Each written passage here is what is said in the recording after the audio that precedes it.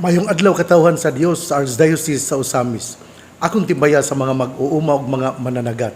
Akong pasalamat sa ato nga mga lokal nga mga leaders, labi na gayud sa atong barangay, mga barangay captains. Ato gyud nga buhaton ang atong tagsa-tagsa ka trabaho.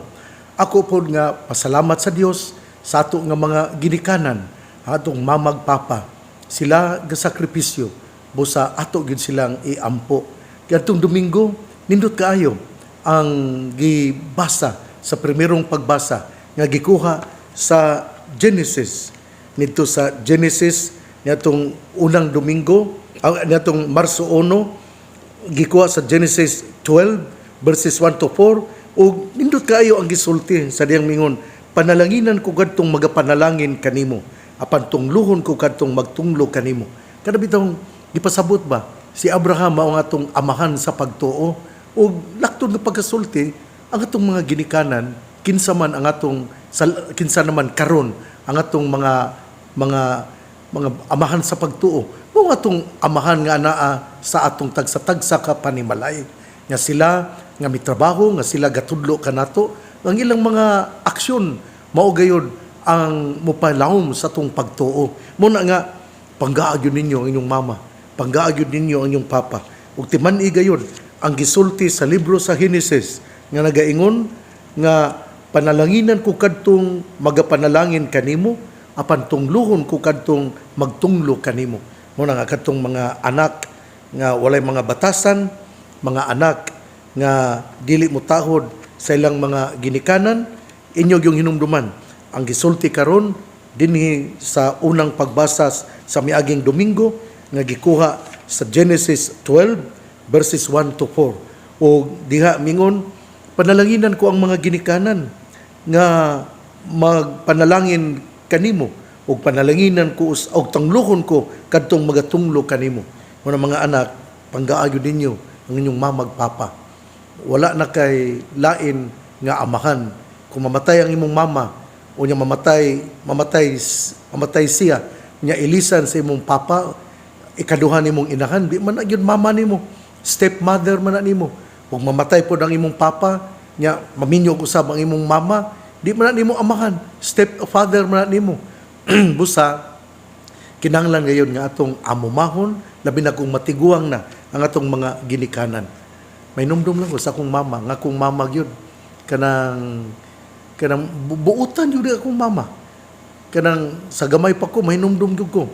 Nga inig ka buntag, muadto taon to sa kabukiran, mangita og mga wild beans. Sa tungon na doon na may mga wild beans, at amo man ang gitawag og tahuri, nya lutuon nito, among para paniod to, nya butangan to niya og kining tunuan to, gata ba, tangan og kining, kanang tuno ba, tuno. Nya inig kahapon na po, bilib ko sa kong mama, way kapoy, wadto na po sa dagat, manginhas. Nya mao po to, ni abag yun siya sa akong amahan, ni tabang yun siya sa akong papa. Muna nga, mapasalamaton kay ko sa akong inahan, o hinaot nga ang iyang mga kahago, gadala ka niya ngadto sa langit. Busa, Mama Auling, Papa Reneo, salamat sa tanan, nga imong gihimo kanamo. Kami sa kanunay gaampo, nga unta ang Dios, magmaluluyon o mupasaylo sa inyong pangatawhanon nga kahuyang, kay ako sayod nga kamo, naningkamot, nga mamahimong balaan. Kitang tanan, gusto mo yutang mahimong balaan. Kitang tanan, gusto mo yutang nga mahimong santos. Pero naalagi ni ang mga pagsulay, na ang mga tentasyon, muna Ginoo lig-una gyud ko Ginoo, kining mga tentasyon Ginoo, pagkalisod gyud Ginoo. Pero kung ako makasala, mudangop gyud ko kanimo Ginoo, mga ikog pasaylo. Nining adlawng Miyerkules, Marso 4, naot nga kining kita nakahinumdum nga bisan niya kita sa Kwaresma atong hinumduman nga anaa gihapon ang atong nobina sa mahal nga Birhen Maria, ang Mother of Perpetual Help. Busa, wadto kita sa tagsa-tagsa nato kasimbahan, magnobina kita sa mahal nga Birhen Maria. O kamo nga haduol, naaduol sa Kuta Shrine, adto kamo sa Kuta, isulti sa mahal nga Birhen Maria, ang inahan nga maluluyon, ang tinubdan nga maoy magdala sa itong mga intensyon ngadto sa iyang anak. si Mama Mary. Buadto kita sa Birhen sa Kuta. Karong adlaw di ay dunay ga birthday ron ang ako nga amigo si Brother Carlo Sapra. Birthday karon niya Marso 4. Busa ngadto ni Carlo Sapra, happy birthday. Ang atong ebanghelyo karon atong kutloon sumala sa ebanghelyo ni San Mateo. Samtang nagtunga si Jesus paingon sa Jerusalem, gilain niya ang napulog duha ka tinun-an ug giingnan niya sila, pamati kamo. Nagpadulong kita sa Jerusalem ug didto ang anak sa tao itugyan ngadto sa kadagkuan sa mga pari ug sa mga magtutudlo sa balaod. Siya hukman nila sa kamatayon. Ug unya itugyan nila ngadto sa mga dili Hudiyo ug bugal-bugalan siya latuson ug ilansang sa krus. Apan sa ikatulo ka adlaw banhawon siya. Unya ang asawa ni Zebedeo miadto kang Hesus uban siyang mga anak. Miyukbo kaniya ug mihangyo kaniya usa ka butang. Nangutana si Jesus kaniya, unsa may imong gusto? Siya mitubag, isaad ka nako nga kining duha ko ka anak, palingkuron mo sa imong tuo ug sa imong wala, kung maghari ka na. Si Jesus mitubag kanila, wala kamo masayod sa inyong gipangayo, makahimo ba kamo pag-inom sa kupa, nga sa dili madugay akong imnan? Sila mitubag, oo, makahimo. Si Jesus mingon kanila, kamong makainom gayod gikan sa akong kupa, apan wala ako'y katungod sa pagpili, kung kinsa ang palingkuron sa akong tuo ug sa akong wala. Kining mga dapita alang lamang ni atong giandaman niini sa akong amahan. Sa pagkadungog niini sa napulo ka tinun-an, nangasuko sila sa duha ka managsuon. Busa gitawag ni Jesus silang tanan ug giingnan, nasayod kamo nga mga punuan naghari sa mga tao ug ang mga kadagkuan nagmando kanila. Apan dili kini mao ang paagi nga angay ninyong sundon. Kung usa kaninyo buot mamahimong dako, kinahanglan nga mag-alagad siya sa tanan. Ug kung usa kaninyo buot nga mulabaw sa tanan, kinahanglan nga magpaulipon siya ninyo sama sa anak sa tao nga wala mo anhi aron alagaran. Kundili sa pag-alagad o paghatag siyang kinabuhi aron pagluwas sa daghang tao. Ebanghelyo sa tong Ginoo, daygon ikaw o Kristo. Mga igsuon, ang atong ebanghelyo karon usa sa maanindot nga istorya sa kasaysayan kung naunsa ang atong Ginoo. Pero atong hinumduman ha, kining katapusan nga gisulti sa ebanghelyo nga naingon nga sama ang anak sa tao wala mo anhi aron alagaran kundi sa pag-alagad o paghatag sa iyang kinabuhi aron pagluwas sa daghang tao.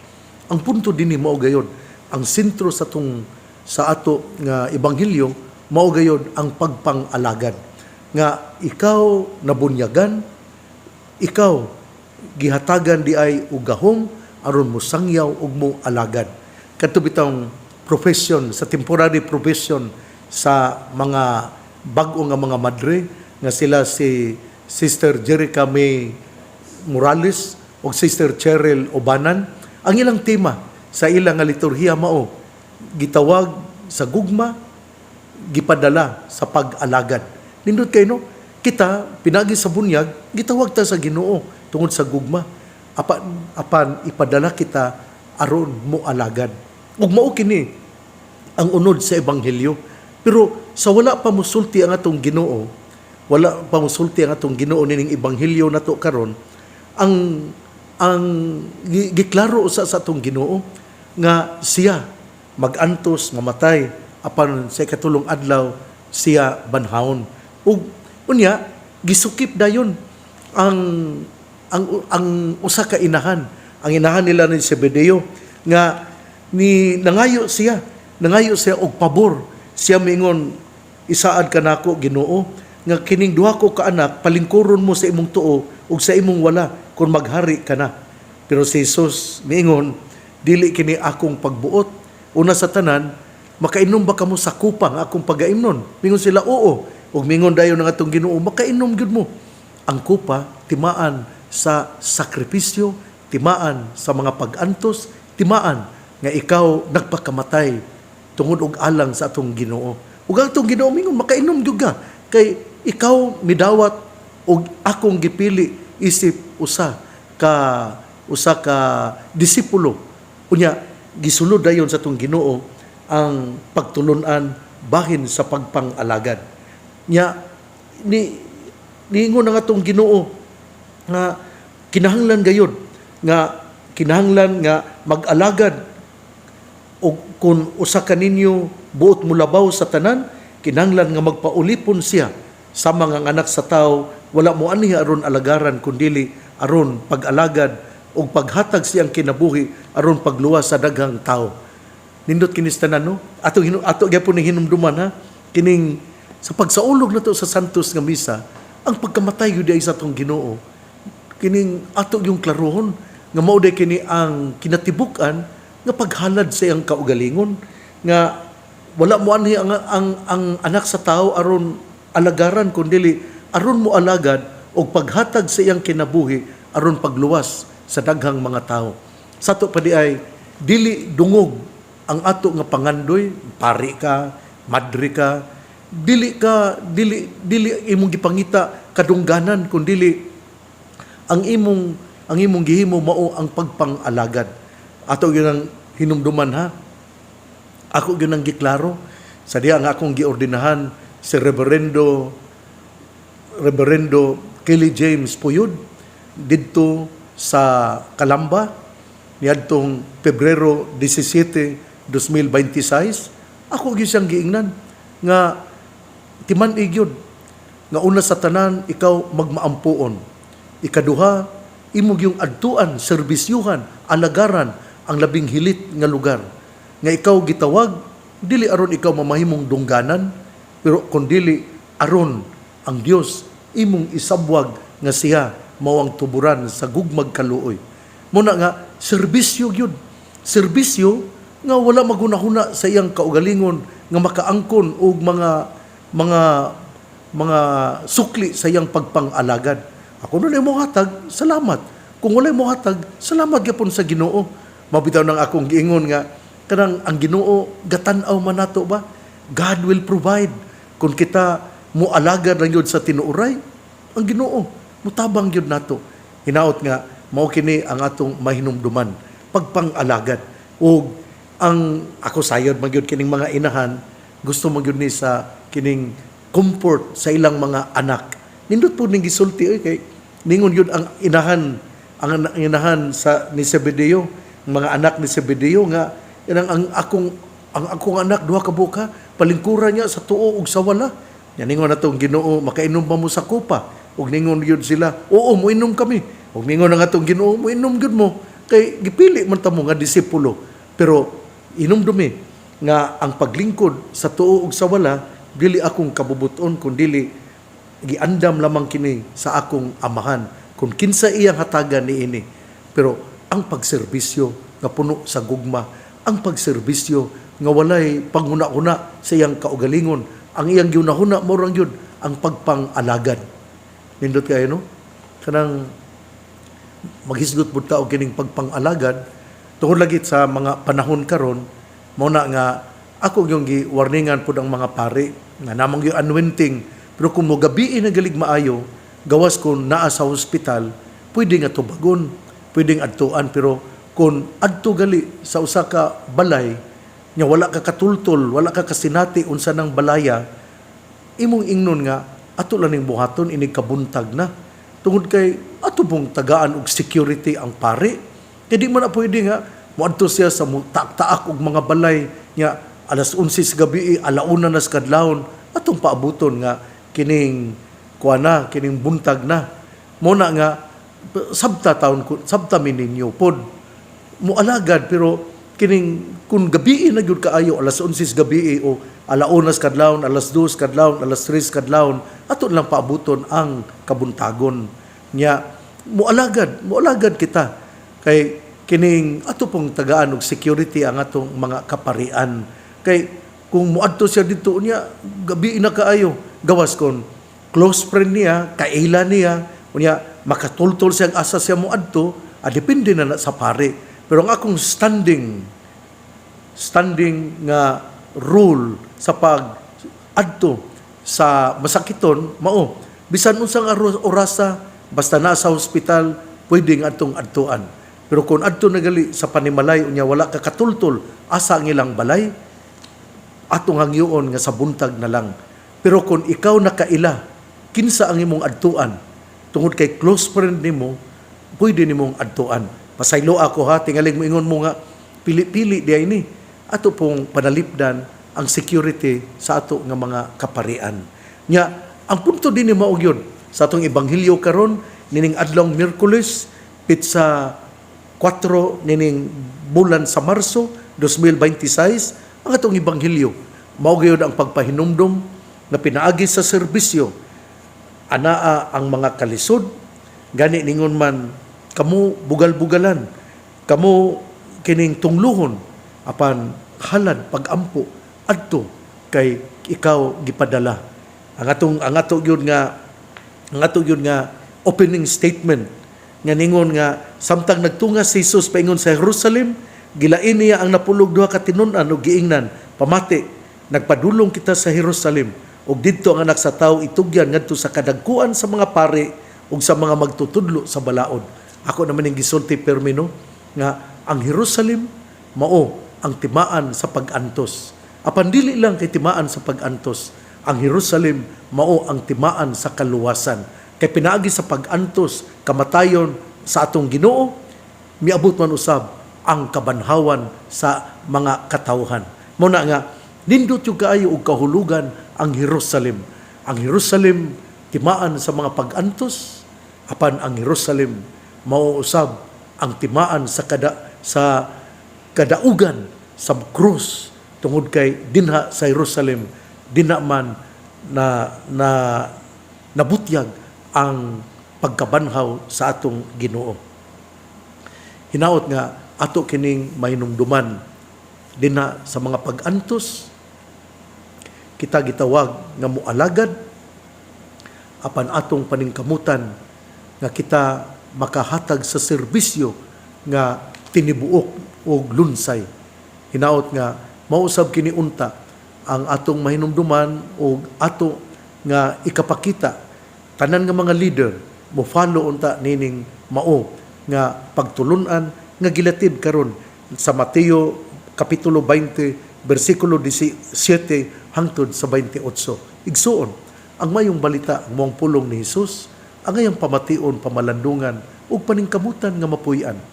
Bulahan ang tawo nga namati sa pulong sa Ginoo sama sa kahoy nga gitanom daplin sa usa ka sapa kansang dahon dili gayud malaya.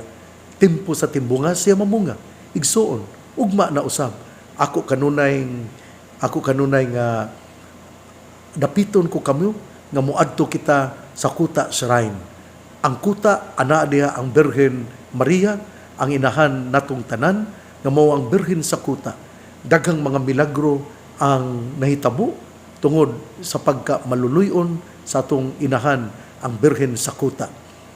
Ako mo napulo na katuig dinhi sa dakbayan sa Osamis, sa Archdiocese sa Osamis, ug ako yung nasinati ang daghan nga mga milagro nga nahitabo sa akong kinabuhi tungod ni Mama Mary ang birhen sa kuta.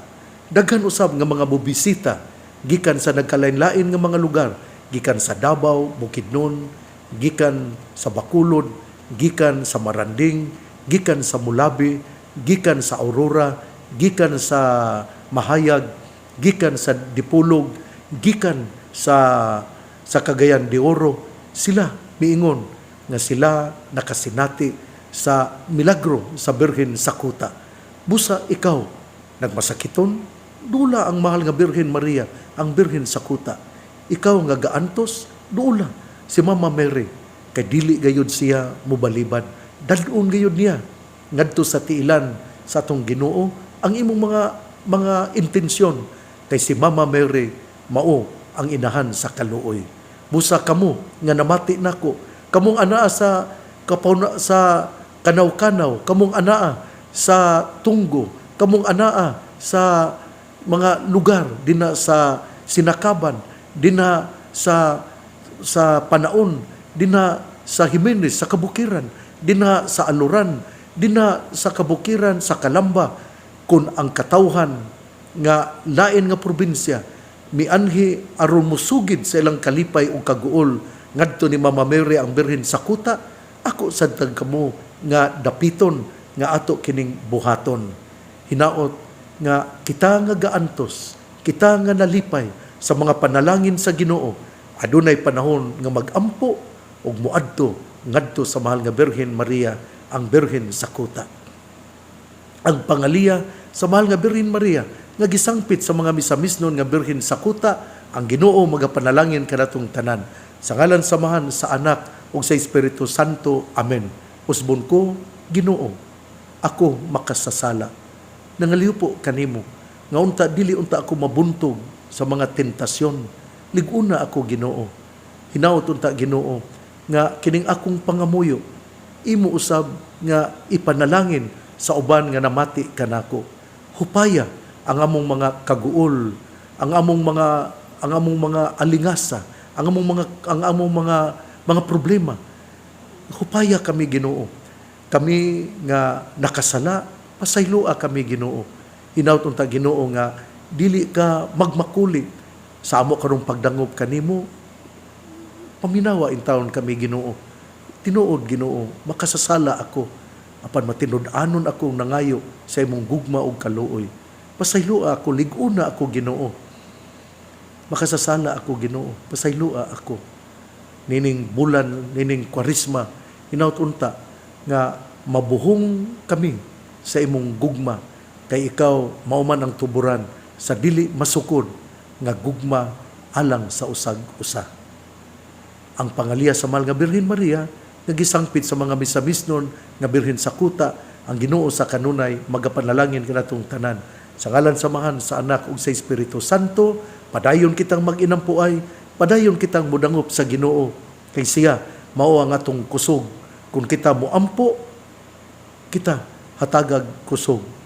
Kung dili kita magampo, maluya kita sa espiritual nga kinabuhi. Busa magampo kita, kay ang Ginoo maoy atong dangpanan na maghatag ka natong kusog aron mo padayon kita nga mulahutay sa panaw padulong sa iyang gingharian. Salamat natong tanan, o sa dili pa ako mutalikod, ako ding pasalamat ngadto ni Father MJ Samunte nga mihatag yun nako di og bulpin kay para kuno pangpapirma. Salamat, Father MJ, sa imong kining pagkamatinabangon, kay naluoy ko siya nga dili kuno ordinaryo ang iyang gihatag nga bulpin, pangpapirma kuno to. Sige, ako nung sulayan niya, ako din ang nadawat niya itong Domingo, Marso 1, niya, karon lang nako nasulti, kay doon naman ko'y gipirmahan. Usbon ko, salamat ninyong tanan. Salamat sa mga matinabangon. Salamat ninyong tanan. Ako sa kanunay gaampo kaninyo, kamo nga nagtabang sa Archdiocese sa Osamis. O kamong tanan, bisan kamo nga nakadungog lamang, tanan nga mga katawhan, ako gayong giapil, makatoliko man o dili katoliko, ang atong probinsya, ako gayong gihalad ngadto sa Ginoo. Aron ang atong kadagatan, ang atong kaumahan, ang atong kasapaan, mapanalanginan, ug ang atong mga magbabaol, ang ato nga mga mananagat ug mga mag-uuma, adunay daghan nga kusitsa, daghan nga harvest nga makuha. Sabay binisaya sa harvest, Manuel, ang daghang abot nga makuha, daghang makuha nga mga isda, daghang makuha nga mga abot dinha sa mga gulayan ug dinha usab sa kaumahan. Akong hangyoon ang ato nga mga mananagat, ayaw kamo pagpabuto og dinamita kay mga matay usab ang gagmayng isda. Magtinarong ta sa atong pagpangisda, magtinarong ta sa ato nga pag-ugmad sa yuta. Ang Ginoo magapanalangin gayud natong tanan. Padayon sa pag-ampo, kay ang pag-ampo mo'y kusog aron kita mopadayon sa atong panaw padulong siyang gingharian. God bless. Mabuhay tayong lahat. Apan sa dili pa nako siradan o tapuson, atong iampuha nga mahuman gyud atong kining poste nga gihimo dinhi sa Kuta Shrine. Dunay sponsor na ani, dili sa nako isulti kinsa. Salamat kayo. Unya nihatag ni siya sa kinatibuk-an Ug dunay mong hatag, okay lang gyapon kay kining panahon unya sa ato nga mga di man gyud kining ato estimation usahay makulang man busa salamat kaayo niya ako gyapon nga awhagon nga ang atong tourism mo tambayayong o dili mo ingon nga hunungan na ang ako gud nga panglantaw mao nga sanglit nindot ang wellness park ato pong nindoton ang lugar asa ang mahal nga Birhen Maria asa ang Ginoo nya ato na Ginoong hunungon kay wala ta mahiuyon doon namang tay architect ana nga gigastuhan gyud nato nya mao na nga kining usa ang tourism mo tambayayong namo kung dunay i-improve willing kay mi kay ang ako yung gusto nga mamahimong maanindot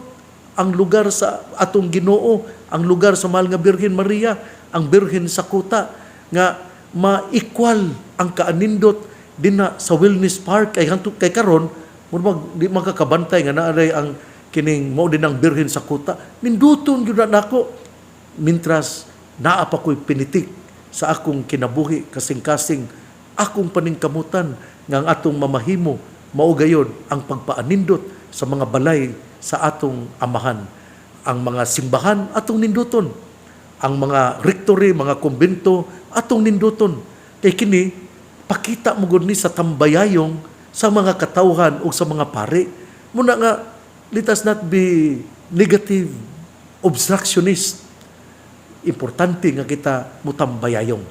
Tambag lang ni nako, isip inyong amahan sa pagtuo sa Archdiocese sa Osamis. God bless. Mabuhay tayong lahat.